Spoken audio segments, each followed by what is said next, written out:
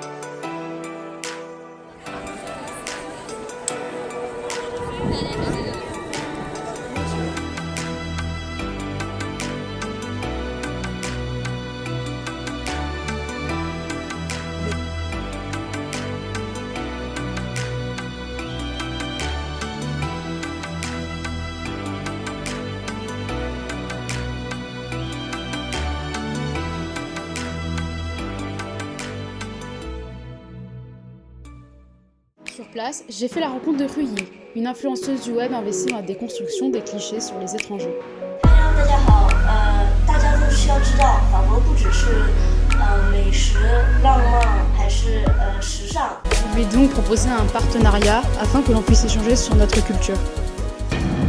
La première chose qui m'a frappée en Chine, c'est l'hyperconnectivité des Chinois. Le nombre d'internautes en Chine est passé de 250 à 800 millions, faisant de la Chine le pays le plus connecté au monde. Tout se fait par portable, et on peut voir que la Chine a tenté de s'adapter en installant des signalisations au sol. 国际社交平台，比如 Facebook、Twitter、Instagram 还是 YouTube 都无法使用，这一切都是被中国政府所控制。在中国呢，我们用微博、QQ、微信。 Faire la bise n'est pas commun dans les pays asiatiques. Cette habitude très occidentale peut être vue comme un plongeon dans l'intimité d'une personne. Les jeunes étudiants en Occident et en Chine sont très différents. Les pays asiatiques, notamment la Chine et le Japon, sont connus pour leurs exigences en matière scolaire. Une pression culturelle, non sans problème, qui peut surprendre beaucoup d'occidentaux. 我呢，这个是我上次考的考试。你总分是多少呢20分。19，最后一分呢？我自己最后一次算错了。怎么能算错呢？这就差1分，你这19分，为什么还差1分？你没考好。对不起。 Un Européen dit ce qu'il pense et pense ce qu'il dit. Un Chinois ne dit pas ce qu'il pense et pense ce qu'il n'a pas dit. 在中国，生气就是丢面子。中国人很怕争吵，因为我们希望保持和平，所以我们比较喜欢笑。 Aussi, on peut observer très tôt le matin les Chinois qui dansent, qui font du Tai Chi Chuan ou d'autres exercices d'arts martiaux dans la rue. 都是慢动作来抒情所有年龄段的身体，这些动作让每个人得到一个更好的身体和心理状态。在中国毕业后，我们女孩子都会很小心我们的容貌，最基本就是皮肤白，因为这代表我们很有钱。整容手术在中国很正常，所以很多人不费手思的去整容。 On le sait, depuis 1949, la Chine est un pays communiste. Et sur place, j'ai pu constater le crédit social, un projet gouvernemental qui vise à récompenser et à punir les citoyens par l'attribution d'une note en fonction de leur comportement. Baptisé poétiquement Filet du ciel du président Xi Jinping, il sera généralisé dès 2021 à Pékin.